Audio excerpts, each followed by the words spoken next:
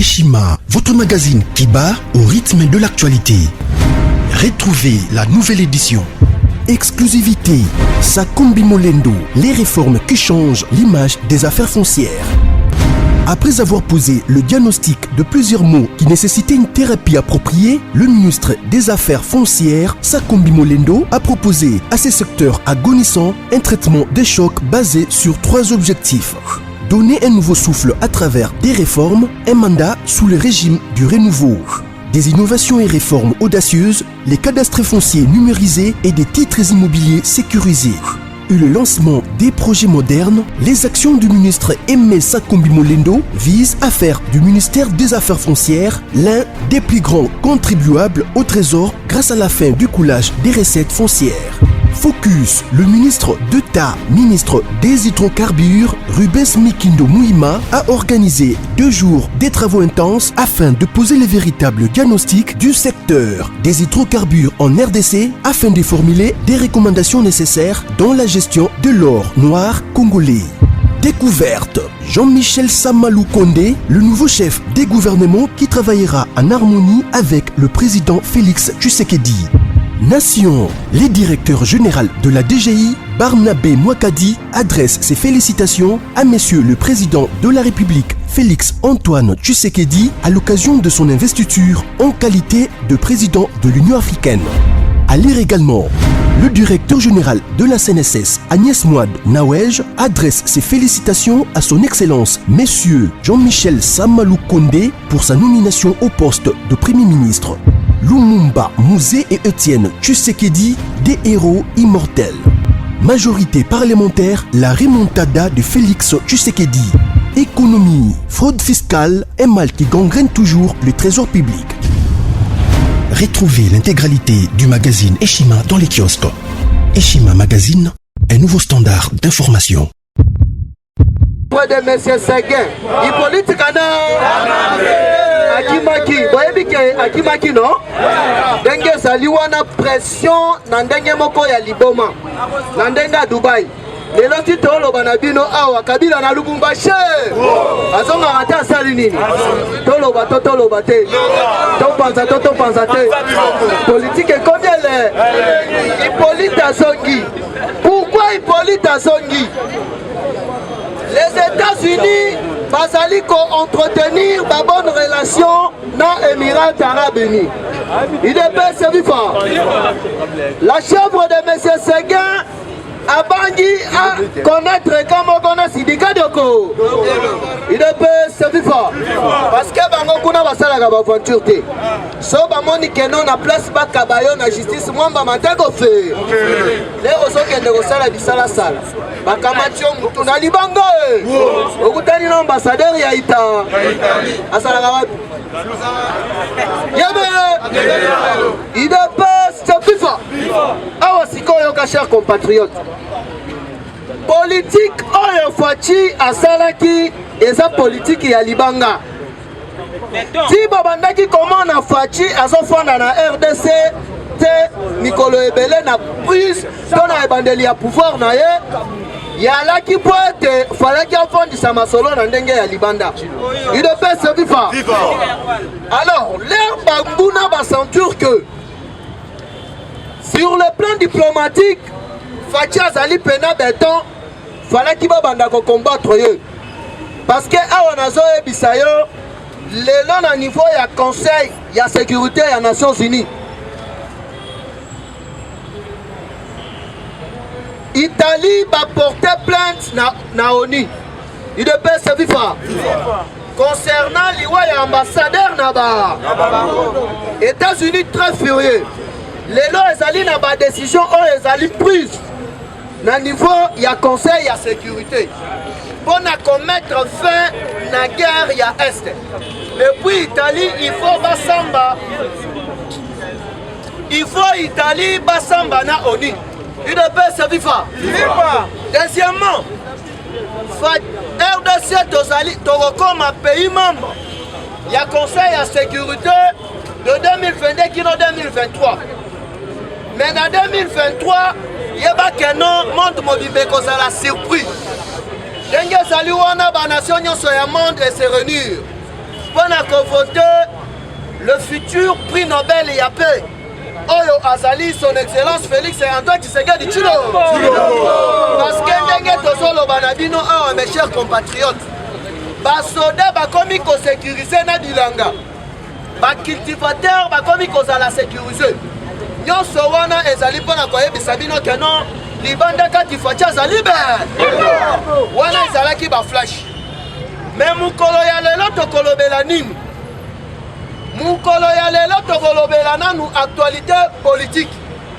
Actualité politique ezali dominé na nini? UDPS viva. Mukolo ya lelo nde le premier ministre akoyamba parti présidentiel. Mukolo ya lelo. Donc tokolombela sur les enjeux de l'air. Il y a actualité politique, donc formation et gouvernement, élection et Sénat. UDPS viva. Na deuxième point, toko simba diplomatie. Na kati ya diplomatie nde siko bokoyeba ke non. Fachi basalaka na ye ba jeté. Ndenge ezali wana nazoyebisa yo batu oyo bazali nsima na ye. Po Fachi atika bokonzi oyo azali na yango nazoyebisa bino bokosala opposition ti bokole.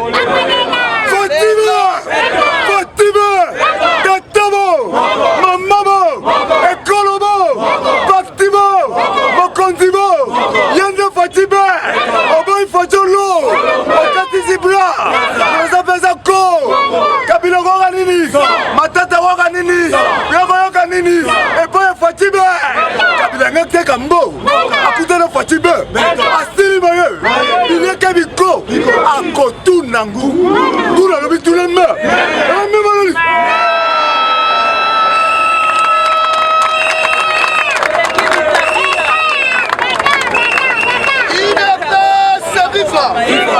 Au na sikolo décret oyo peuple congolais azali na bolingo ya Fatima. Na deuxième point, nalobi bien tokolobela ba enjeu diplomatique na ba décision prise par ba grande puissance et puis tokosukisa na témoignage per ba révélation. Il y a veuve, il y a ambassadeur, il y a Italie. Alobi bien que non ambassadeur azali trahi par proche na bango.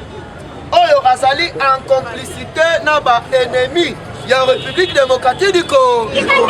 Awa tokoyebisa bino kombo ya l'assassin oyo abomaki ambassadeur ya Italie. Wande mune. UDPS viva. Kombo la sikolo boko ganga ba. Chers combattants sikoyo awa fongola matoyo osala nini? Carte ezalaki ndenge nini? Bomoni mukolo ya lobi Albert Yuma aye akutani na l'actuel premier ministre. Ndenge ezali wana chers combattants yebake non Fachi ayebi politique makasi. UDPS viva. Kabila na baba victoire asalaki na Congo. Espoir na ye ezalaki majorité parlementaire, Sénat, la justice. Leur amoni kenok azalaki déboulonné. C'est l'espoir ya Kabila ekomaki na niveau ya finance. Place nini azalaki na ba plusieurs carré mignon na niveau ya Chekamine. Oyo ezalaki coordonné par Albert Yuma. UDPS viva. Alors que l'actuel premier ministre azalaki déjà na stage na niveau ya Chekamine. Pona koyeba réseau oyo ezali coopérer na kati ya Chekamine. À partir ya Chekamine, Dessa Malukonde a démantelé réseau. Il y a trois forces oyo bandaki kosala keno Kabila za la puissance. Force ya liboso ezalaki force ya ba asiatique. Donc entre autres la Chine, Corée na étant Iran. UDPS viva. Nazo yebisa bino. Tito comme à mois de juin. Yeba kenon ndenge ezali wana les anciens collaborateurs ya Kabila. Na les récents collaborateurs ya Kabila Mukwa. UDPS viva. Tokoyebisa bino le pourquoi jusque là oyokite kenon bakangi Kalef bamemi na niveau ya boloko. Awa nazo yebisa yo Kalef andimi ko collaborer na justice congolaise. Ako se représenter net criminel. Mais alors bisel mutu oyo ya ko bimisa ba secret nyoso. akobimisa yango epai ya Fachi Beton. Soki bozali ko se rappeler pourquoi Kabila aboma Delphin Kahimbi. Kabila aboma Delphin Kahimbi parce que Delphin Kahimbi andimaki akutana na Fachi abimisa ba secret belé. Awa Kalef azali sécurisé pour ne pas pour éviter pire comment. Parce que Kabila Kalef a yebi ba secret belé. Babenga kayango le secret d'état. Ako iloba yango na n'importe qui te. Yango alekisaki interview moko awa alobi sel mutu oyo nazali na ba compte à rendre. Oyo na koyebisa vérité makambo nyonso ezali chef de l'État. UDPS viva.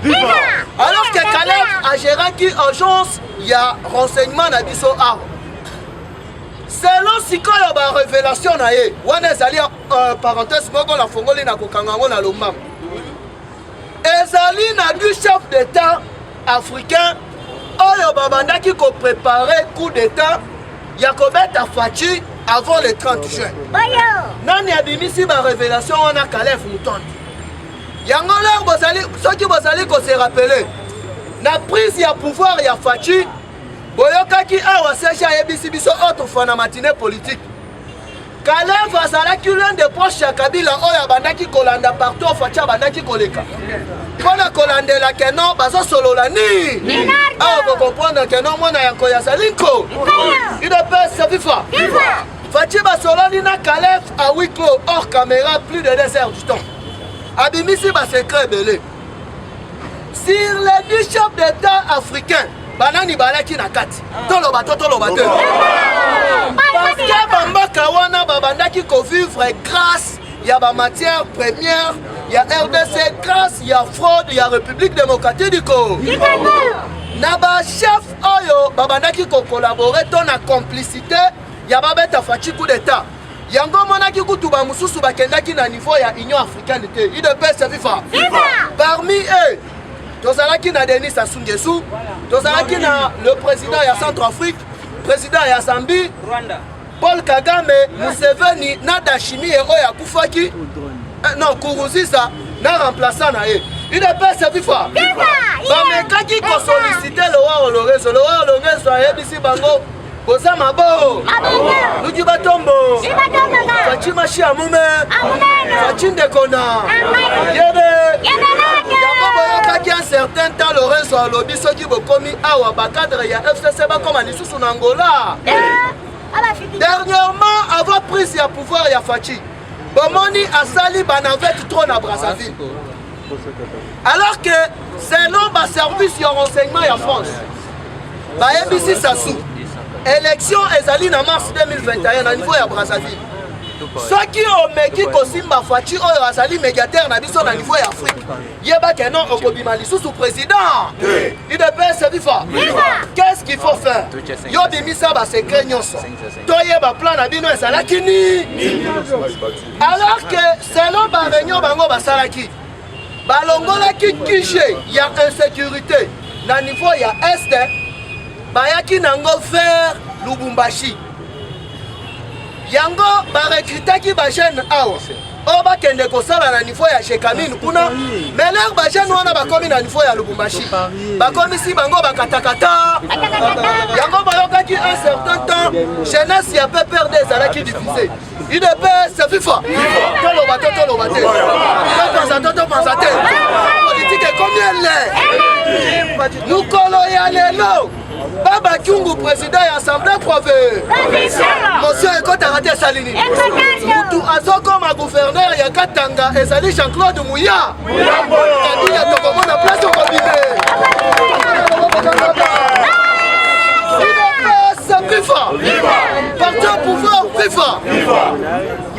Vraiment les lois na la preuve matière eza ebele mais na solo bela bino ka ba point essentiel. Ala sikoyo ko.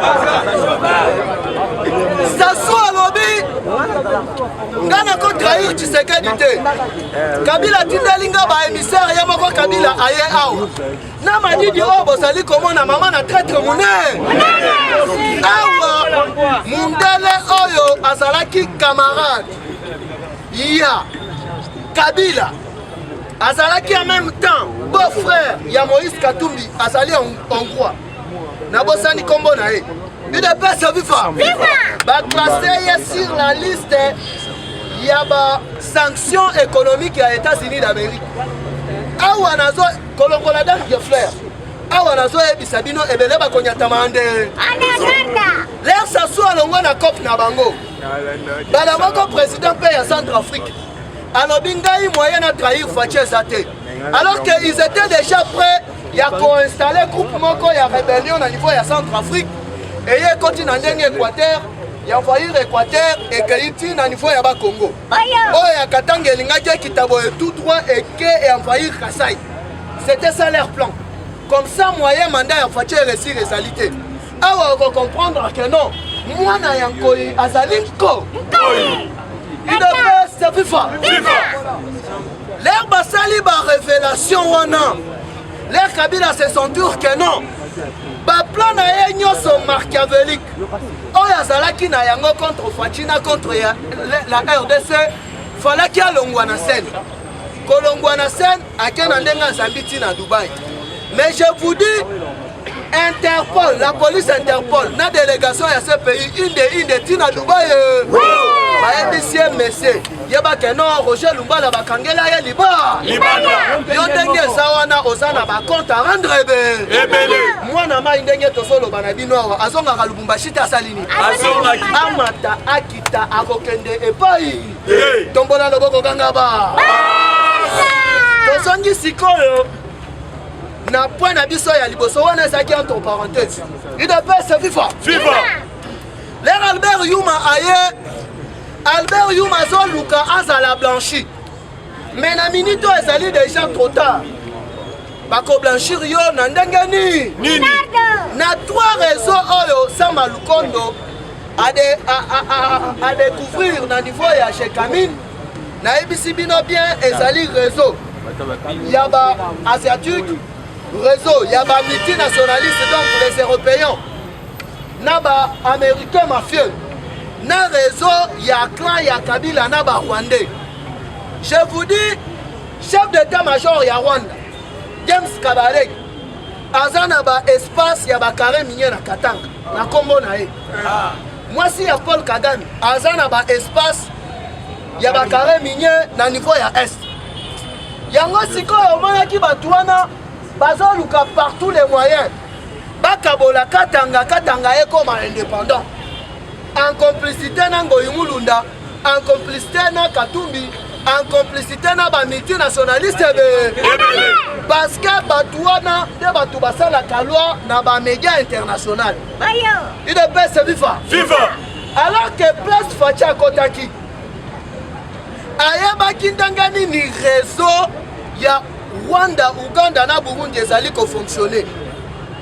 Mutu ayebi réseau wana makasi ezali Israël, ezali Grande-Bretagne na États-Unis d'Amérique.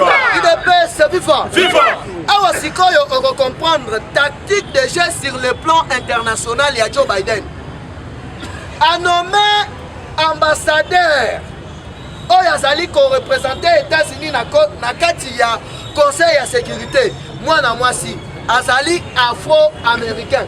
UDPS viva. Viva. Parti au pouvoir viva. Viva. Tombola loboko kanga ba. Nini ekolekana. Avant arrestation ya Kabila, ya liboso nanu bakobimisa lisusu kombo ya batu oyo bakoannexe na sanction ya liste ya États-Unis d'Amérique. L'air ba démanteler réseau wana. Alors, Yango Moni Fachi, après avoir consulté plusieurs grandes puissances, va se mettre d'accord. Yakobi Missa Samba Lukondo est le premier ministre. Samba Lukondo parmi Babylone et Yaliboso et Salinini. Et Salina nous planifié Oyotobengi par relation économique dans plusieurs pays Oyo Basali. Koluka, baya investir. Donc, pour arranger qu'il m'a des affaires, il y a République démocratique du Congo. Tous les pays où il y a qui va contrat mafieux, na Hippolyte Kanambe, fallait qu'il baya, ba renégocier ba contrat na ba. Yo, mon Bomona déjà ambassadeur ya Chine atambola pamba pamba. Bomona kieto bomona kiete.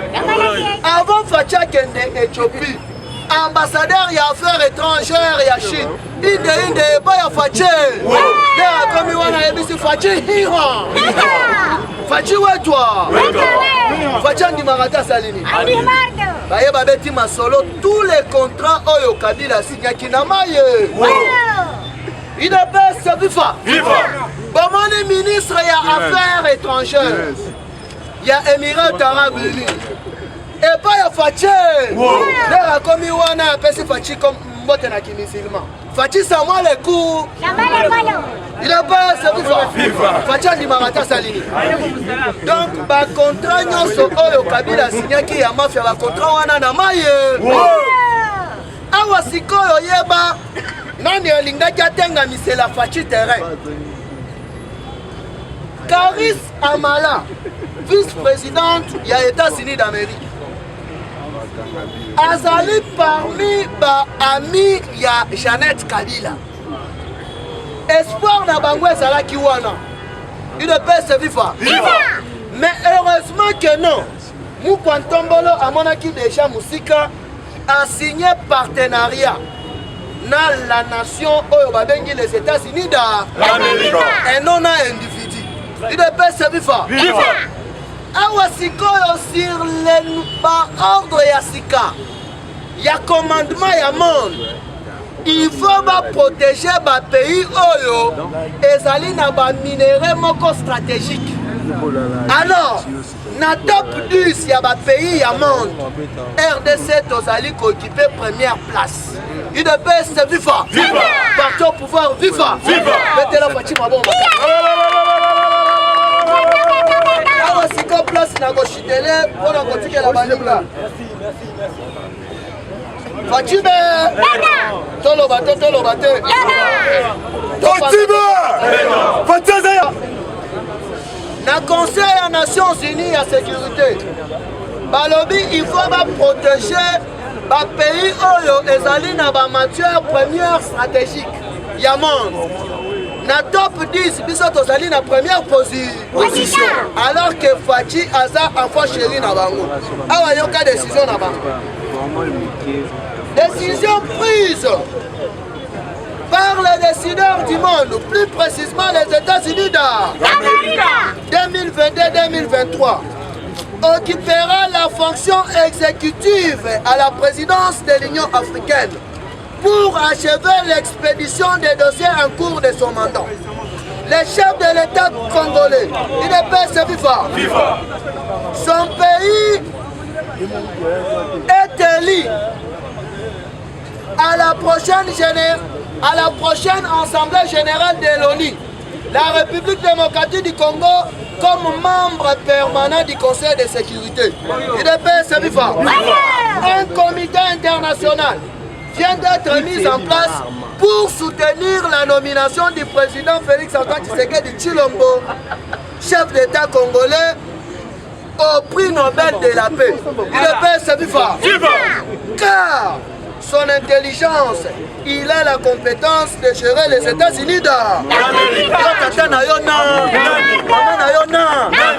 Awa Orosa l'opposition Tchokole. Son affaire à 2050.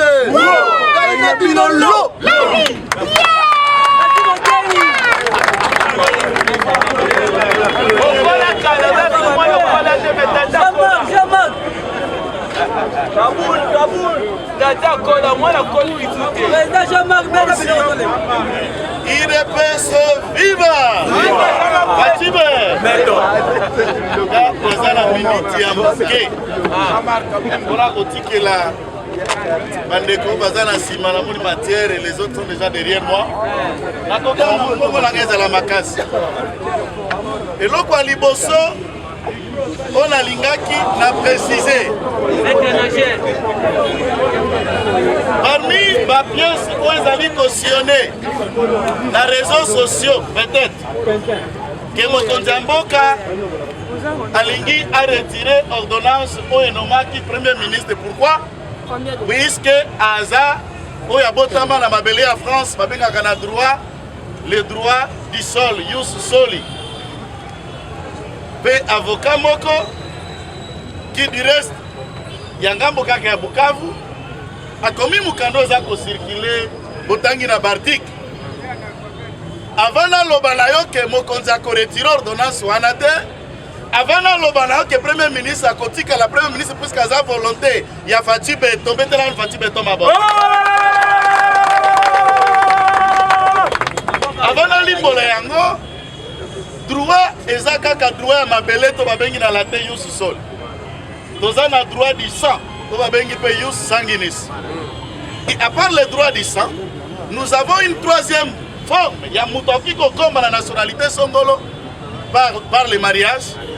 Moto abali mutalibanda, to mutalibanda abali moto akati, alingi akoma na nationalité ya moto ya bali akosa la demande. Mais na où est ali kobota na France? Ce n'est pas automatique. Nde moto akokoma français.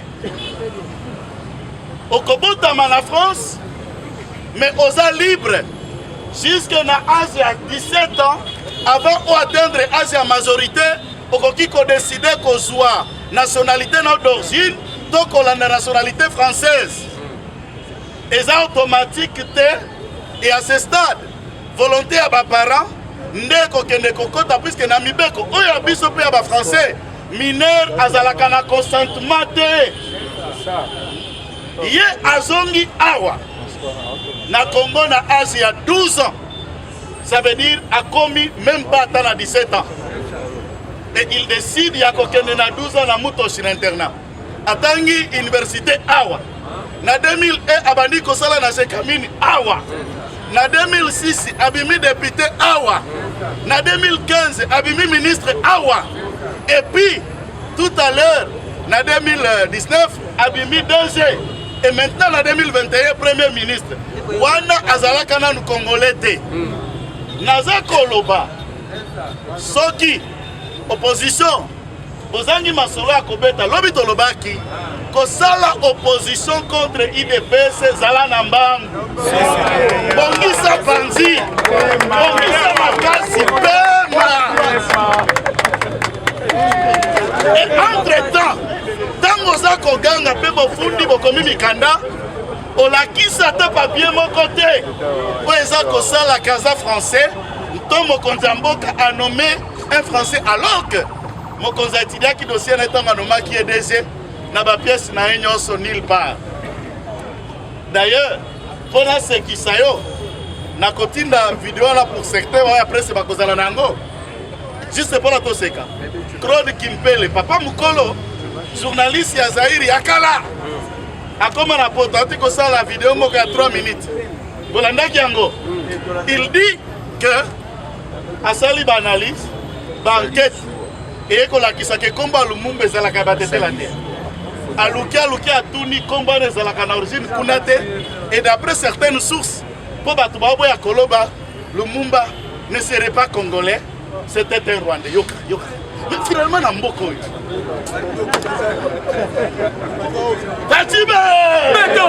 finalement na mboko mutu akufa 60 ans après.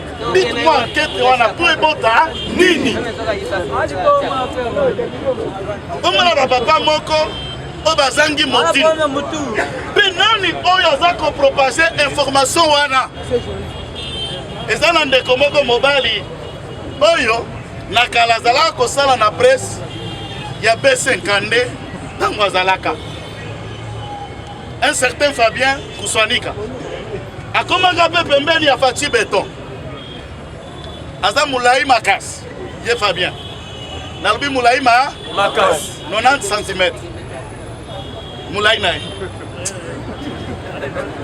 est-ce que mutu moko azoyoka ntango azalaki na makanisi ke Faci akonome ye directeur ya presse présidentielle azeli Faci azwi lokabwanga tie na place wana nde debi ya ene ya Kouswanika nde debi ya création ya télé tsangu oyo ezofinga butu mo epe mikolo nyonso soki toleki mpe toplace mo ce n'est pas po maloba ya koyanola ezali te na français balobaka les chiens aboient la caravane passe mais aboiement ya chien okipe koloba na bayoki Fatime Béton.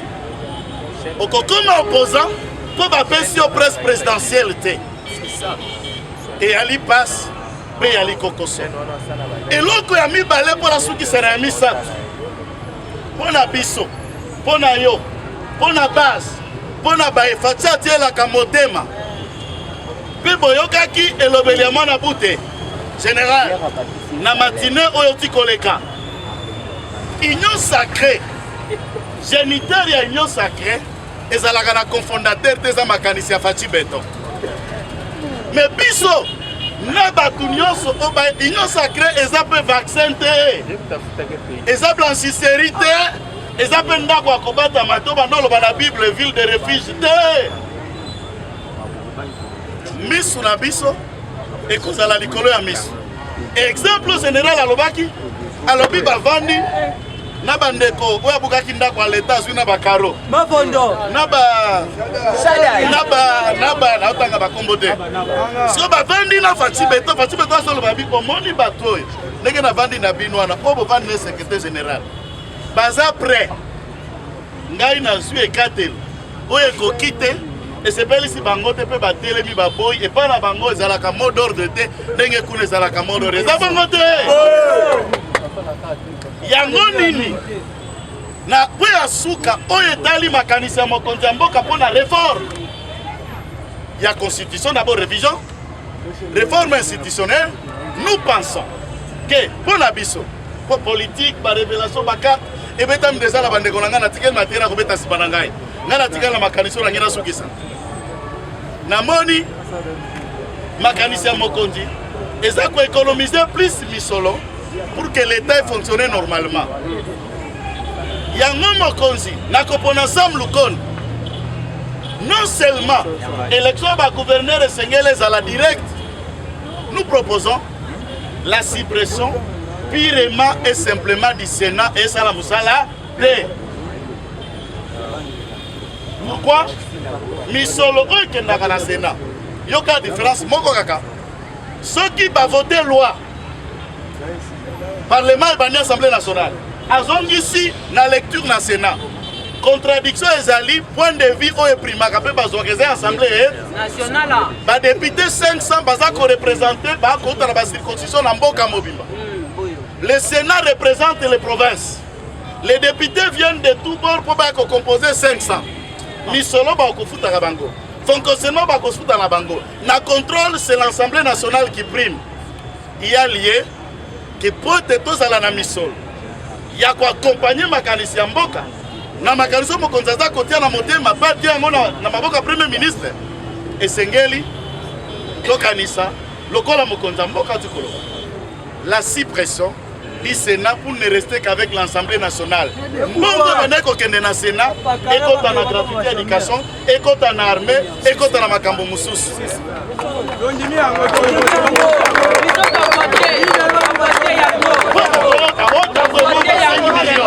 30 millions, 600 millions, et l'autre depuis aux arbres, depuis 2 ans, Sénat est voté loi Ning.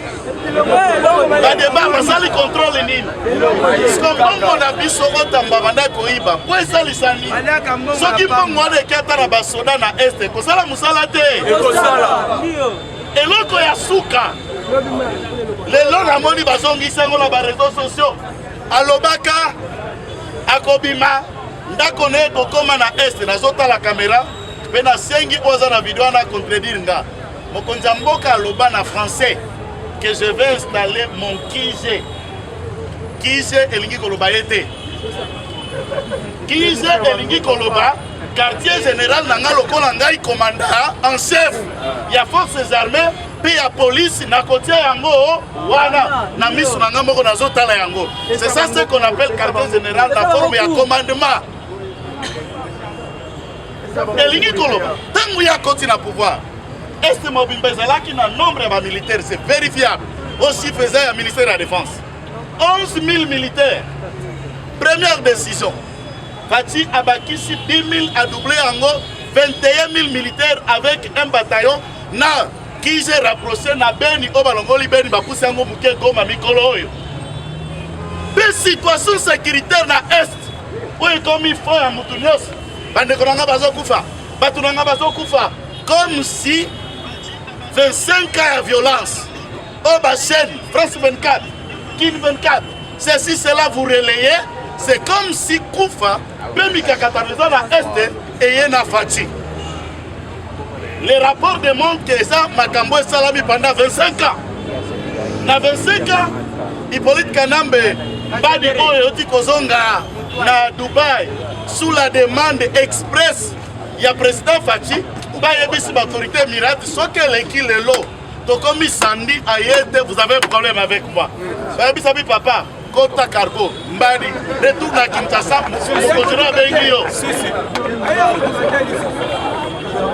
na mobaki ke kobima pe kokenenezo dépendre na Fati ndiye motindo wana okomona 22 000 militaires va travailler sur l'aspect sécuritaire des rapports il y a un organisme sérieux et ça Koloba prenons l'hypothèse place Batouane qu'on coupe à 100 sur l'échelle de 1 mois ou si l'espace il y a 3 mois on fait évaluation après le nombre de morts Nabaka et attaque au lieu de 100 Batoubakufi 15 on s'en félicite pas pour 15 ans Bazaba Congolais la constitution la biso la vie humaine est sacrée mais néanmoins dans l'indice d'échelle statistique il y a une évolution progrès et zali et ben à est dios baza sima ya Fati batoto est a ina ville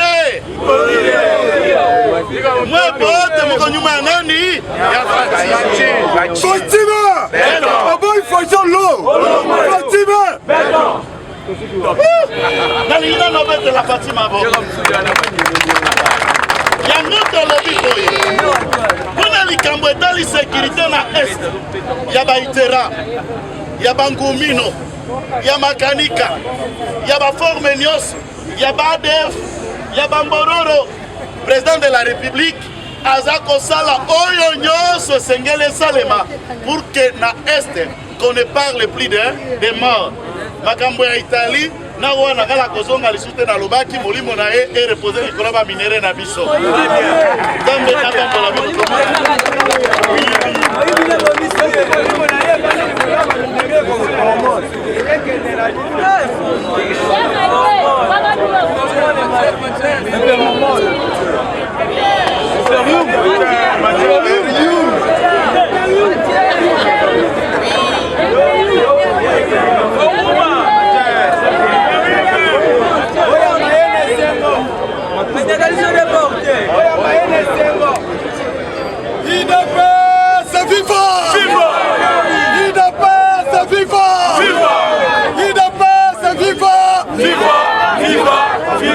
Tshisekedi, héros national.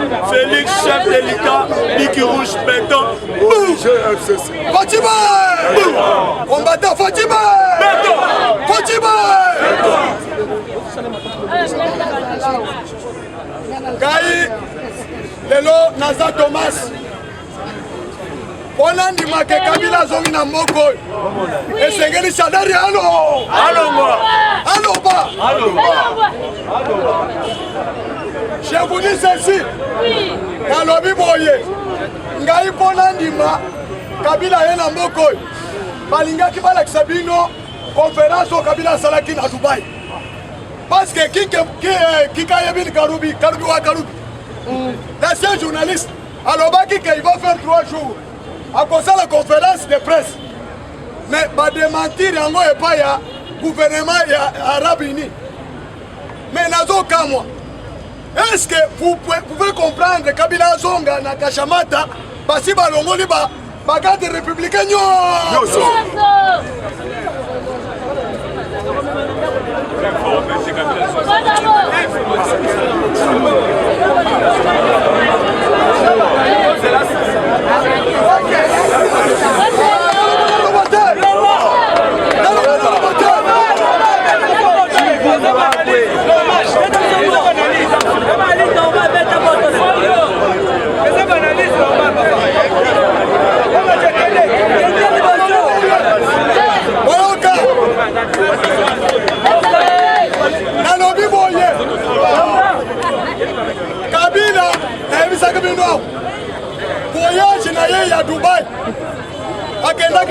homme libre te akendaki na mwasi te na mwana te na secrétaire te ata garde du corps moko te. Mission spéciale ya bamindele ezalaki boye esengeli Kabila akende kuna amettre l'empreinte la coffre fort bamindele barécupere mbongo nyonso. Mais je vous avais dit qu'un dictateur, un homme armé, pour gangayer, il fallait d'abord désarmer. Ceux qui ont désarmé sur le plan militaire, il fallait dépouiller ma capacité, la finance, la financer que c'est la raison pour laquelle le monde Fati Beton a ici tous les gars des républicains sur ordre il y a général Chouewe a sali d'ailleurs parade lobby, a sali parade dans le Lumbashi lobby.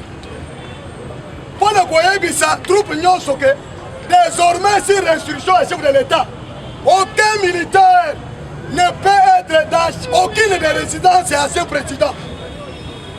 Sauf les policiers pour Baba de la Biloko. Moi je regrette que Kabila ya Top Congo le batté, la chaîne Moussousou et le batté.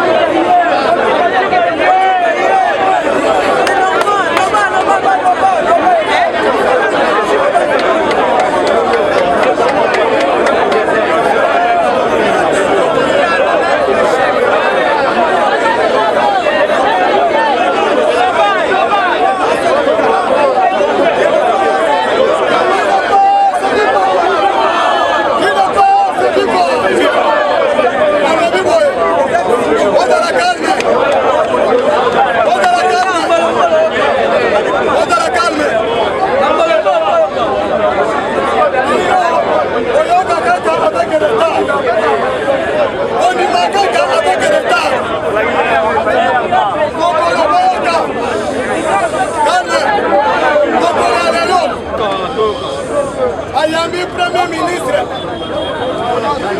Oyoka Batika Makele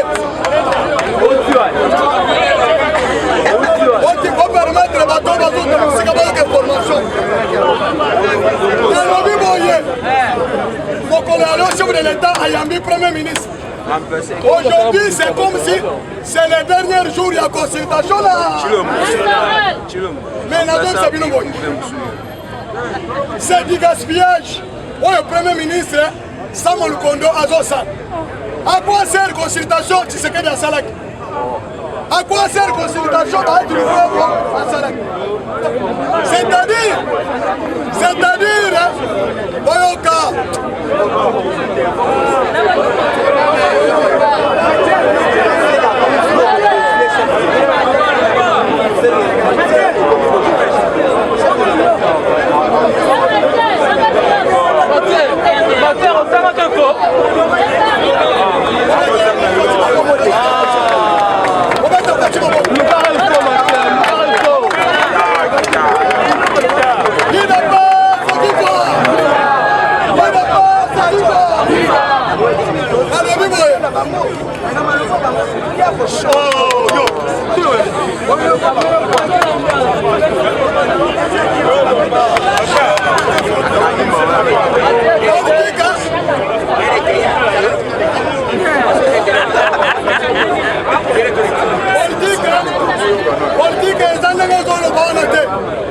Politique des armes sous pour votre information. Pour votre information, et c'est que nous voyons que mon collègue États-Unis d'Amérique a tenu un émissaire représentant l'ambassadrice dans la carte des Nations Unies. Comment la RDJC, un afro-américain. Mission na Ezali, pour l'histoire du Congo. Mission na Ezali a commis sa partie comme président RDC, membre permanent conseil de sécurité. Membre non permanent conseil de sécurité.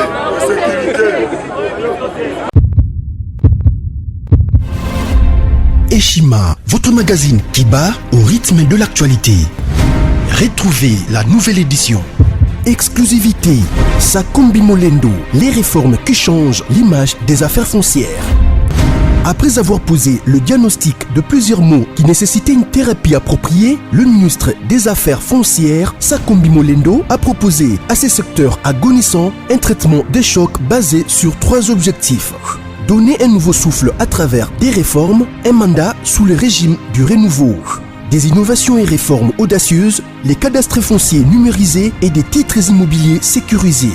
Et le lancement des projets modernes, les actions du ministre Aimé Sakombi Molendo visent à faire du ministère des Affaires foncières l'un des plus grands contribuables au trésor grâce à la fin du coulage des recettes foncières. Focus, le ministre d'État, ministre des hydrocarbures, Rubens Mikindo Mouima, a organisé 2 jours des travaux intenses afin de poser les véritables diagnostics du secteur des hydrocarbures en RDC afin de formuler des recommandations nécessaires dans la gestion de l'or noir congolais. Découverte, Jean-Michel Samalou Kondé, le nouveau chef des gouvernements qui travaillera en harmonie avec le président Félix Tshisekedi. Nation, le directeur général de la DGI, Barnabé Mouakadi, adresse ses félicitations à Monsieur le Président de la République, Félix Antoine Tshisekedi, à l'occasion de son investiture en qualité de président de l'Union africaine. À lire également, le directeur général de la CNSS, Agnès Mouad Nawej, adresse ses félicitations à son Excellence, Monsieur Jean-Michel Samalou Kondé, pour sa nomination au poste de Premier ministre. Lumumba, Mouzé et Étienne Tshisekedi, des héros immortels. Majorité parlementaire, la remontada de Félix Tshisekedi.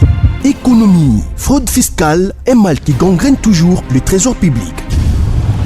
Retrouvez l'intégralité du magazine Eshima dans les kiosques. Eshima Magazine, un nouveau standard d'information.